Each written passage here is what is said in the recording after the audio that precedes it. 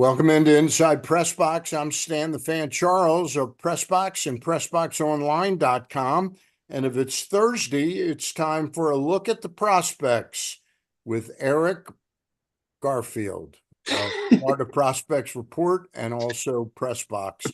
Eric, aside from the way your day went today, we're going to do something a little bit different this time. We're going to also, after we do a quick wrap around of some important prospects for the Orioles, we're going to take a look at some of the better prospects in all of baseball, I guess, in kind of celebration or being simpatico with the debut of Paul Skeens for the Pittsburgh Pirates this Saturday in the big leagues. First of all, let's start with him. Then we'll do the wraparound of the birds. Do you think they're doing the right? Do you think they're doing the right thing? It seems to me, no matter how close he is to being ready, it seems like all of a sudden they were off to a great start for 2 or 3 weeks, just like last year. They faded, and it looks to me like they're trying to feed the faithful some pablum to make them see the future a little bit. I think they're doing a little bit of what the Birds did with Jackson Holiday. Your thoughts? My thoughts are that in general, I like the fact that baseball is getting younger and the population of stars in it, that age is going down also. That doesn't mean I have any knowledge on if Skeens is ready for the highest level.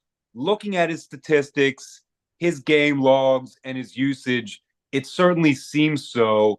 Then you look at his metrics, he's throwing at 102 miles an hour. Yeah. So it certainly does. But when you look at where their team has gone in the 2024 season, from very hot to very not, it's almost like calling him up is a response to their slump.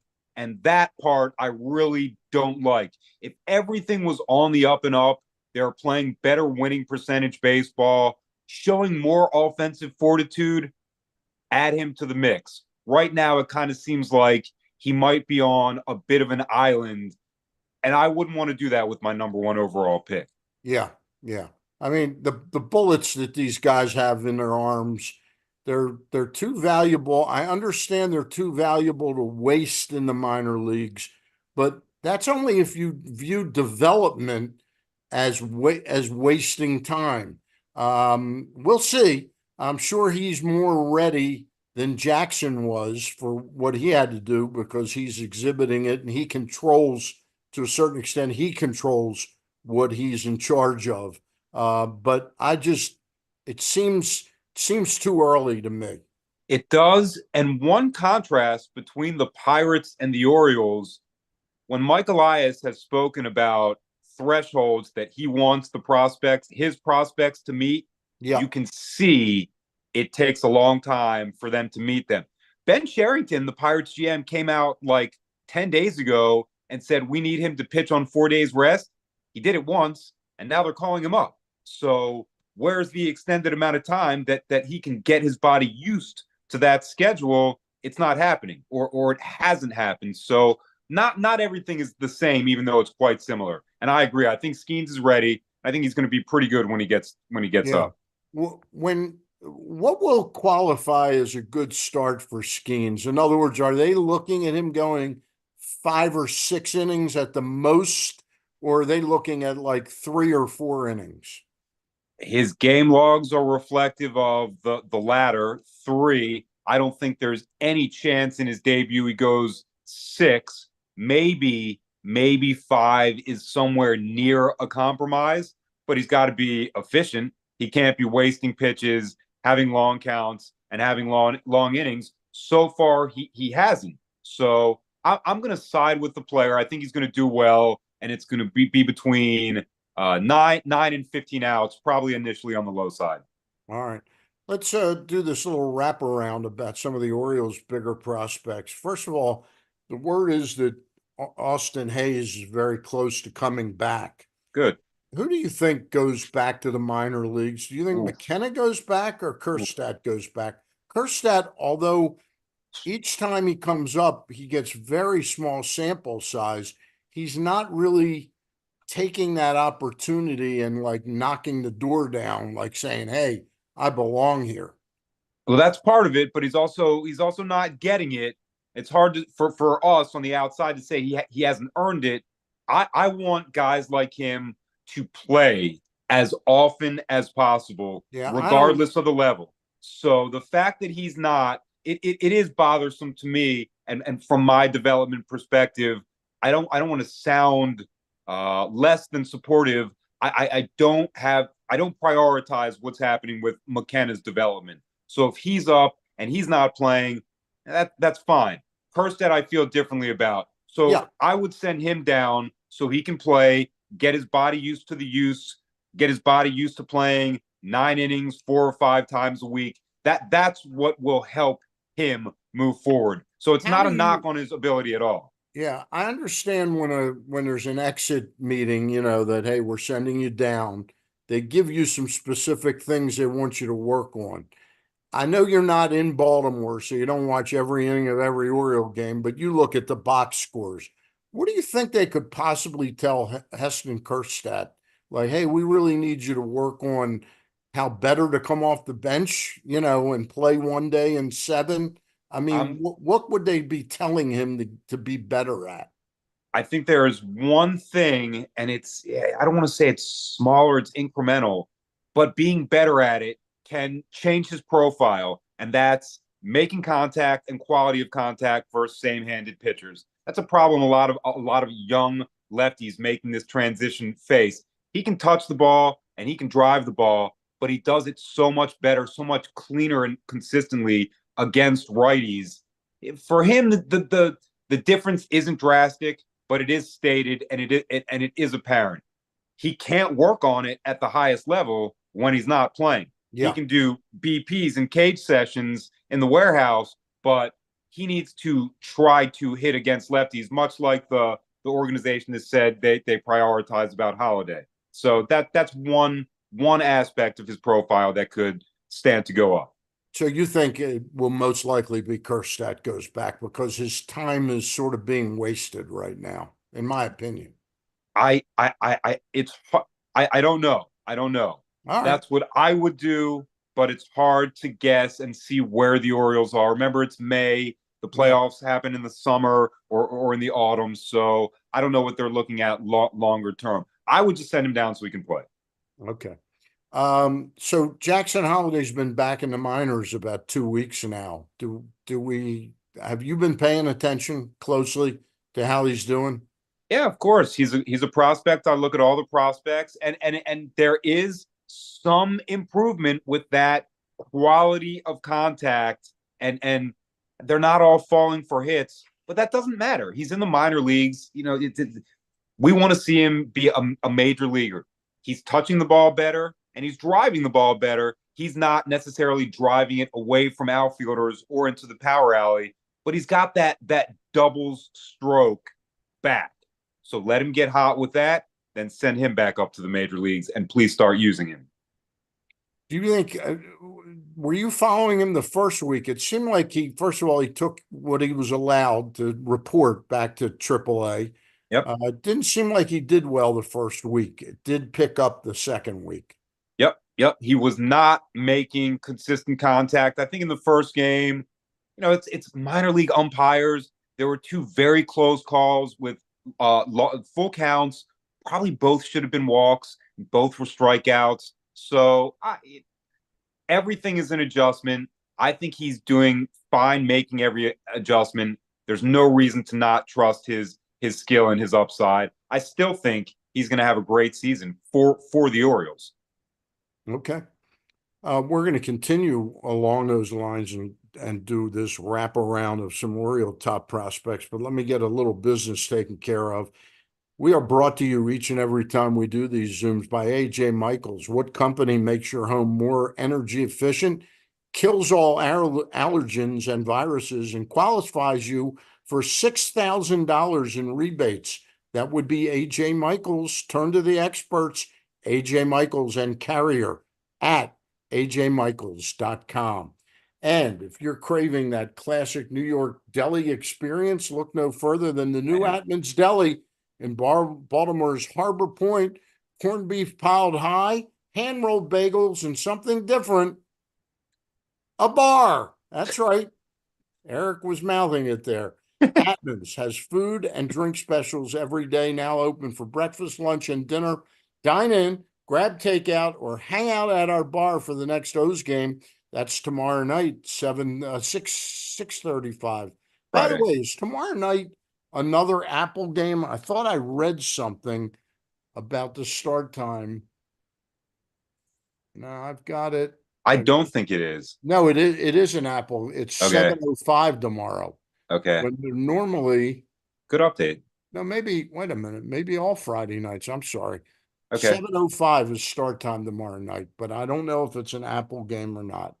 Uh, Hopefully I can get to the right stadium. Today I did not. now, now they're open for breakfast, lunch, and dinner. This is Atman's at Harbor Point. Dine in and grab takeout or hang out at the bar for the next O's game. Atman's Deli, authentic taste of Baltimore.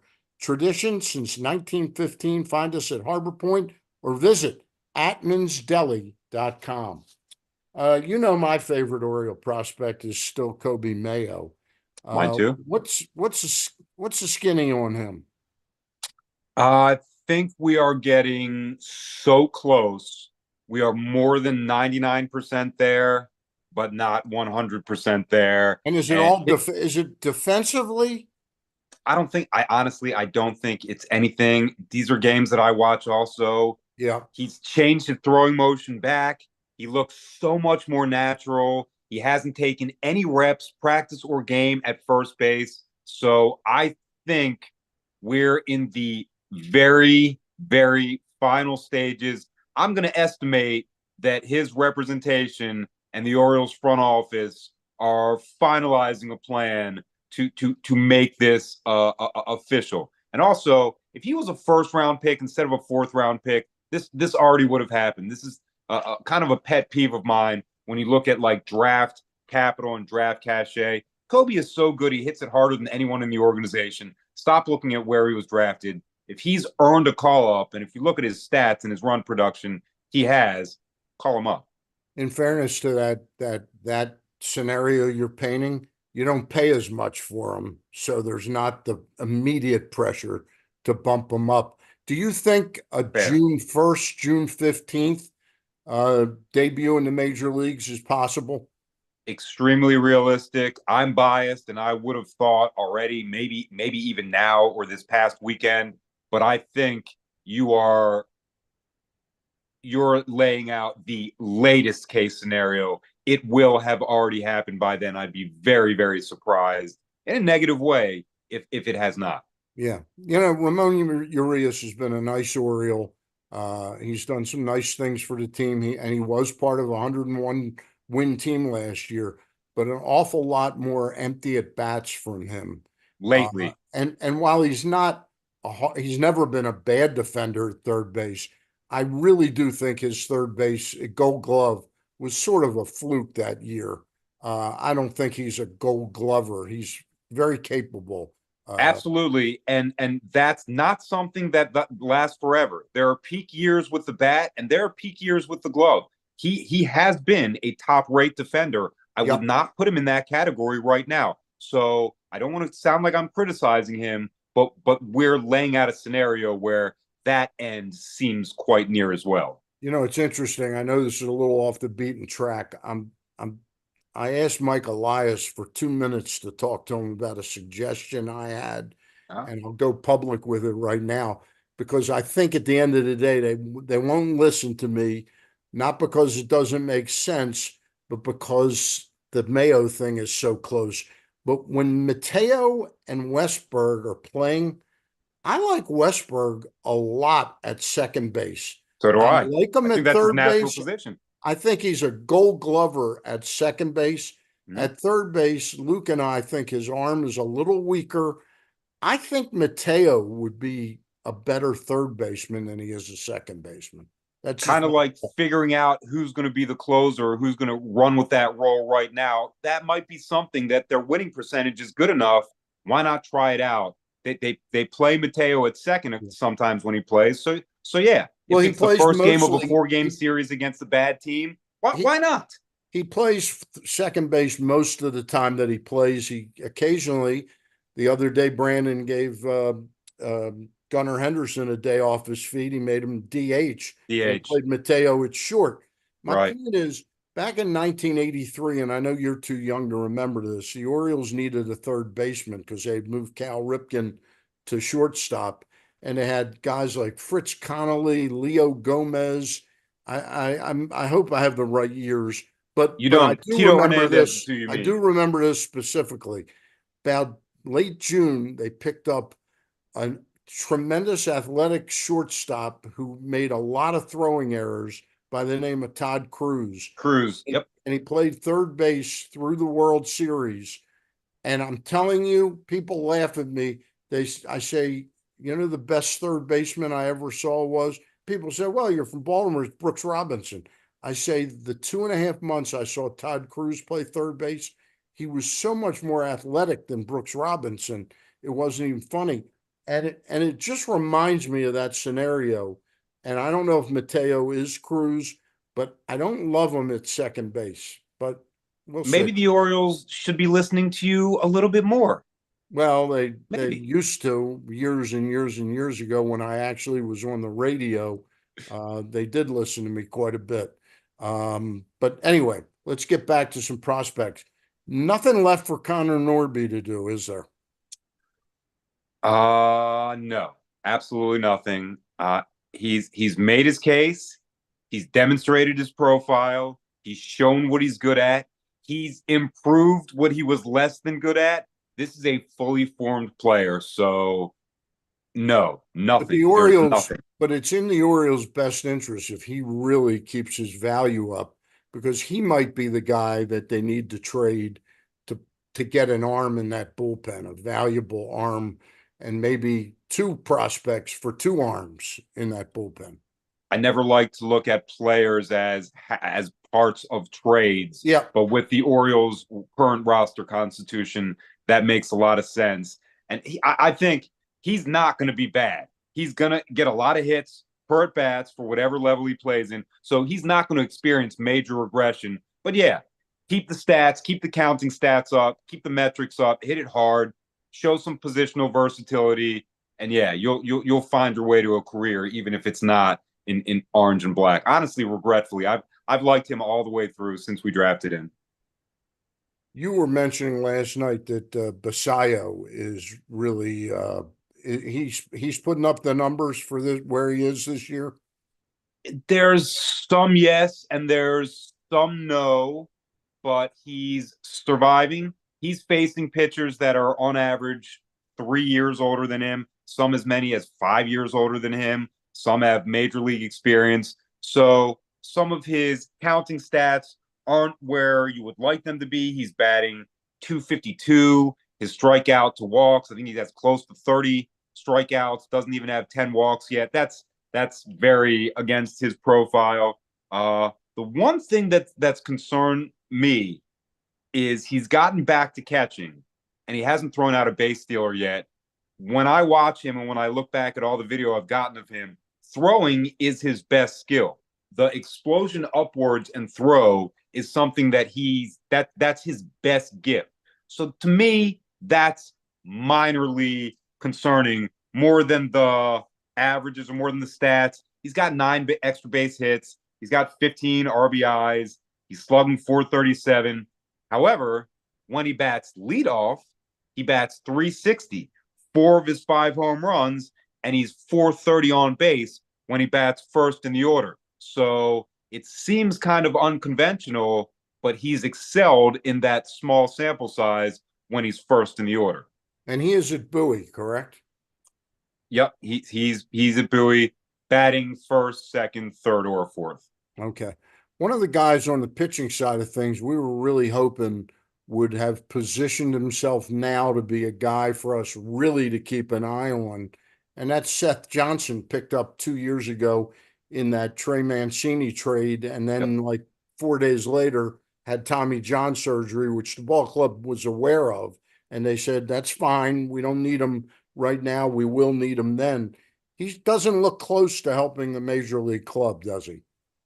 Not as close as it appeared during spring and minor league spring training when his outings were efficient and filled with high K per nines.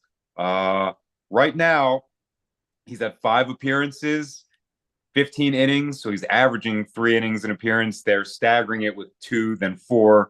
It's 31 base runners, way too much. His whip is two, 8 earned runs, 17 strikeouts, and 12 walks is not a ratio that's in line with what he can do. The one positive when I looked at his Savant page, Yeah. he has the sample size of him with runners in scoring position is not as small as you would like. 19 batters faced in scoring position. His whip is considerably lower. It's in the 1.2 range, and he's struck out 6. So that's we can call that like a 30% strikeout rate with guys in scoring position. So So his situationally, competitive juices raise up when he's, when other than and that, he it can sounds he like can he's feeling his respond way. back. Yeah. So he's not initiating success, but when things are piling up, he's working his way out of it. It would be worse if he wasn't. I'm trying to find a silver lining here. Hopefully he'll bounce back and get on track. Uh, Flipping back to Norfolk real quick for one more player. Kyle Stowers had a great spring, off to a great April. The last I looked, his batting average was down to 274. Where is he now? In a lower range than that, and kind of like what I said about Kerstad, his failures against same-handed hitters are damaging his profile. And like we said about Norby, who's always going to hit no matter what, Stowers' profile can't use the knocks. He's in his mid-20s. He's been an organizational player of the year seasons in the past. We might, I don't want to say it, we might be seeing or entering the very beginning of his post-peak phase. And that's a AAA player that the organization has not gotten value out of or not traded for value. So Un- that might end up being a net loss. Of course, he could turn it around. He's a power hitter and go in one of his patented streaks, but he'd still be doing so at AAA.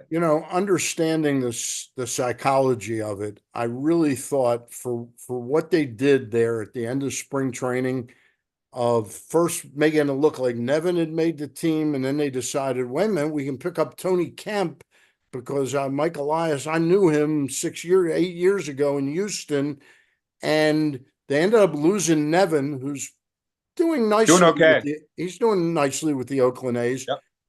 but I think they missed an opportunity to maybe catch lightning in a bottle with Stowers and get his psyche that he was back as a major league player. I think he's very frustrated now that he sees, like 2 weeks ago, I think when they brought McKenna up, I'll bet his average really cratered after that. It was like, what do I have to do?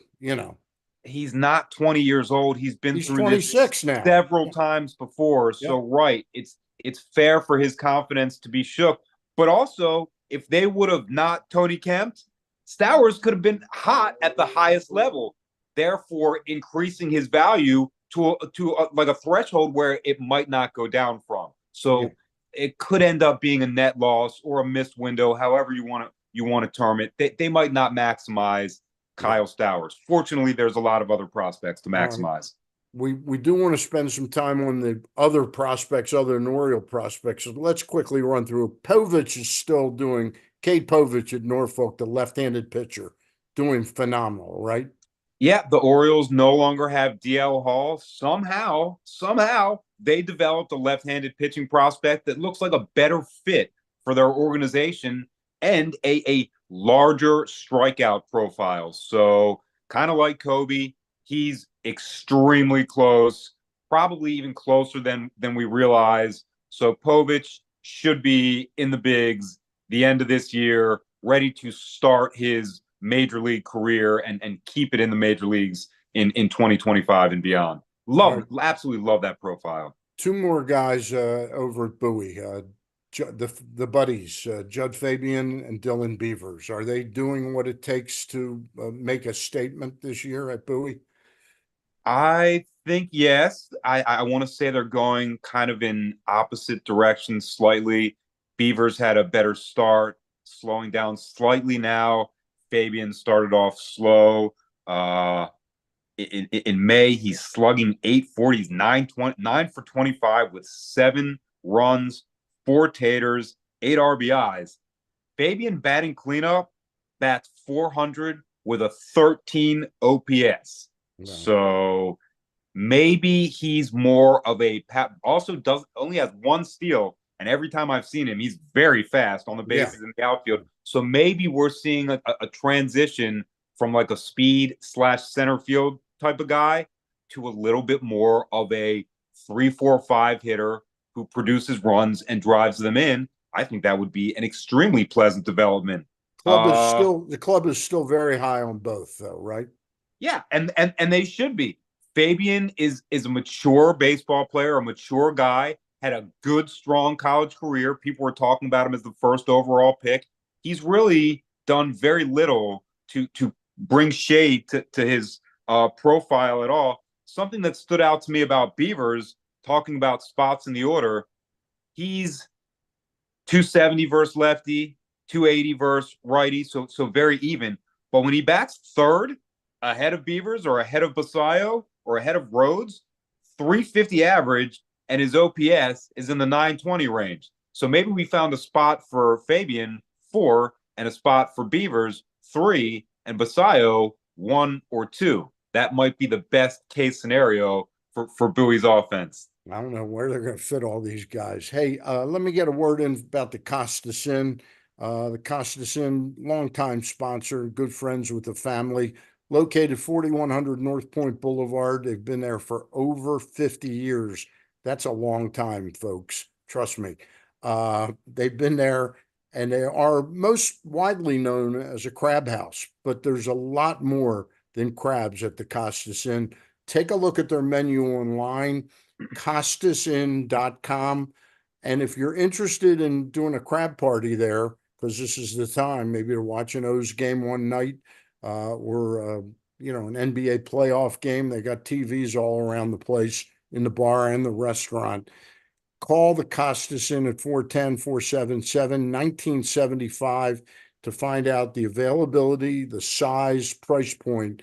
So your crab date there with your buddies or your family is set up nicely, because the days of just walking into a distinguished crab house in Baltimore and just saying, hey, I want 24 crabs. They might not have them. Okay. That's why they're so popular. The Costas Inn, 410-477-1975. Eric, we haven't done this often, and we'll do it once in a while. Some prospects. You hit me with a name yesterday that you are absolutely blown away with. 17-year-old Can't believe Tampa it. Bay Ray. I was hoping, the way you were describing how excited you were, I was thinking he was an Oriole, but he's a Tampa I Bay Ray, wish. and his name is Brailer Guerrero. Correct. Tell He us a little is bit about Brailer Guerrero. at 17 years old, the physical comparison is Derrick Henry. Okay. What position does Derrick Henry play? He plays right field and center field, and very well, showing outstanding advanced range and a howitzer attached to his shoulder. I saw him throw out, I already posted video of him throwing out a runner, an Oriole runner, from right field, home plate, no bounce, 17 years old. But he hits the ball so hard. It's unbelievable that he's this age. I have video of him hitting a 430-foot home run, dead center, 110 miles an hour.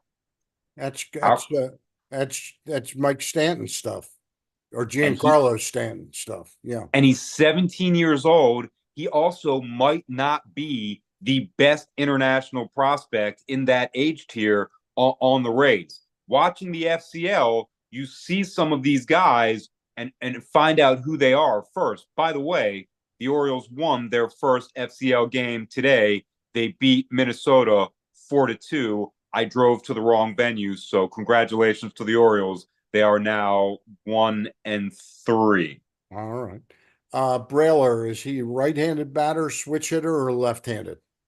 Brailer is left-handed batter. right-handed thrower, and I promise people are going to see more and more and more of him. He's just a spectacular, amazing athlete.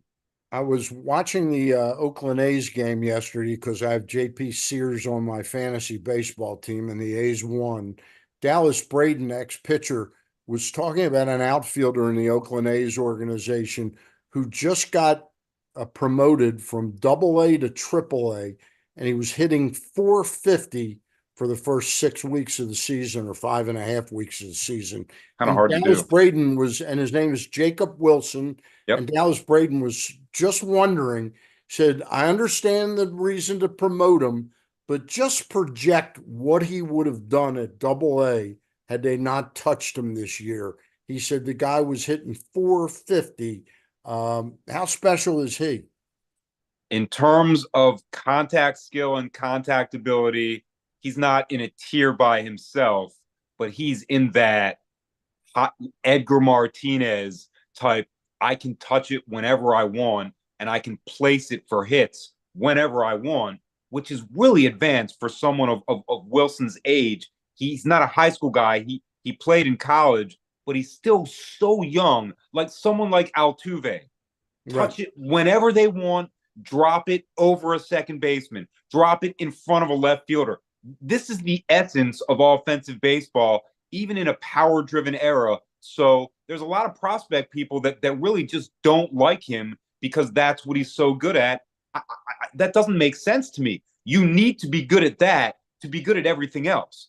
And And I'm kind of with Dallas Braden. he's the son of a major league player, former major leaguer Jack Wilson, who was excellent at contact. I'm kind of with Dallas Braden. If you would have kept him in the minors, he might not have ended the year with an average that started with a 4, but maybe with one that started with a 39 or a 38, which is still insane. outstanding. Yeah, yeah. So I'm a big fan of Jacob Wilson, and I was a big fan of his dad, Jack Wilson, too. Great Yeah. Pirate. Minnesota Twins have an outfielder that I've been reading about for about a year now. Yep. Manuel Rodriguez. Where Yep. is he this year? Is he Double A, Triple A? I believe he is at Wichita, which That would is be Double A. Yeah. double. He's 21 years old, and I've been watching him for several seasons down here in Florida. He only has 700 minor league at bats because of injury And and recovery. But COVID. I've seen him in extended spring. I've seen him in minor league spring for years. This is an outstanding strike zone judger who's got extra base talent in his bat and more than enough athleticism to steal 20, 30 bases a year. So this is kind of like a top prospect guy, no deficiencies, hits both hands very well. Metrics are great. And so Very good defensive he's a switch outfielder. hitter. He's a switch hitter. He's a switch hitter, yeah. So these are the kind of guys that populate major league dugouts. He's a major league player at age 21. I think the end of his development is going to be fast. The Twins are usually really good at recognizing skills, and he has no deficiencies. So there's other prospects that are talked about a little more than him, but he's got everything in spades, a full player. Going to run through 3 players pretty quickly. Washington Nationals, they picked them up in that trade in which they got CJ Abrams, the shortstop, and they've got another outfielder, but this kid, James Wood, is like a left-handed Judge, right? He's outstanding. Aaron Judge. If we talked about on another show, Holiday could be number 1, he's up. Skeens could be number 1, he's up. Wood is the default number 1 after those. He's huge. He's athletic. He controls the strike zone like a much smaller guy, and he's got speed to burn too. So Wood is absolutely elite. Every part of his development has shown serious progress. The Nats have a great prospect, which is good because their system is empty. The Rays have a third baseman. They had 2 of them coming into camp this year. They had Mead. Yep. What's Moved Mead's him to first second. name? Curtis. Curtis Mead, the Australian kid that they picked up in a trade with the Phillies a couple of years back. But he's up and he's doing okay. But the guy that I keep reading about, but he keeps being stuck in the minor leagues is J.R. Caminero, Junior I Caminero. I cannot put my finger on why he hasn't broken through yet, but I don't consider him a third baseman. I filmed him 10 times. He makes errors on routine plays. You think His he's more position, a second baseman, or they have to move him to the outfield? I'd call him a DH, or if he DH. has to play defense, let Okay. people throw it at him. Him throwing it at others is not a Not good. raised type of successful equation. So I don't know if that's holding him back, but in everything I've witnessed, he does not look like a third baseman. Is he And I tall enough filmed to drills is, and games. is he tall enough to play first base? When you say He's people 6'2", throwing it. 6'3". Yeah. Okay. He's got a big enough torso to be aimed But the at. bat tool works for you? He's the best hitting prospect in the entire minor league. So yes, Really? Okay. yeah, he's an Okay. amazing hitter. Last one, we started with a pitcher, the Pirates, Paul Skeens. The Chicago Cubs have a pitcher named Cade Horton, left-hander, right-hander, and what's the profile? High strikeout guy. Cade is right-handed. Another guy that went to college and has had his developmental track somewhat interrupted by injuries, but now he's healthy. You can look at his game logs. He's a dominant strikeout pitcher. He brings to mind. He's got a beard. He's tall. His hair is light. He brings to mind the dominant Kerry Wood, and Gary I Wood. know Cubs fans would absolutely love that. I think baseball fans would love that. So And is he's a Horton, name. did you say he's a right-hander? Yeah, he's a Okay. name that's not exactly talked about as much as he should. But by the end of this season or a year from now, people might be putting him up on that shelf where Schemes was. Horton Hey, can throw. a last thing, circling back to our favorite, Kobe Mayo. Orioles had Gunner. They had Rutschman #1 prospect in baseball. They had Gunner #1. They had Jackson #1. It is, and with Basayo, the way you sounded like he's playing right now, doesn't look like he's advancing to be a #1. Is Mayo in the running for that, or would somebody like a Caminero or Rodriguez or Wood be well ahead of Mayo? We are so biased, you and I. I'm not the person to ask. But yeah, of Yeah, course Kobe could be #1. If you look at the back of his baseball card, he's producing runs, he's reducing his personal strikeout rate, he's helping the Tides go from good to excellent. So these are the qualities that a #1 has. The only problem is he's going to be gone before he can like hold or right. retain that mantle. He'll be up. I gotta think it would be nice for him to be called it, but I don't think he cares. He's a No. baseball player. He wants to help the Orioles and help them be a good team. So that's what I expect. That's what I want to. All right. Well, I know the #1 guy talking prospects on the Baltimore media is Eric Garfield at Eric_Birdland for video and other comments by Eric Garfield. Eric, we'll see you next Thursday. It'll probably be more back in the 4 to 5 range. Okay, in the afternoon. I'll be ready. All right. Thanks to ajmichaels.com. And thanks to the folks at AJ Michaels Heating and Air Conditioning, only the best, AJ Michaels /Carrier, and also our friends at the Atman's Deli, Baltimore Harbor Point, the new Atman's Deli at Harbor Point, and also our friends at the Costas Inn. That's going to do it for today. For Eric Garfield, I'm Stan the Fan, and we'll talk to you real soon. Bye.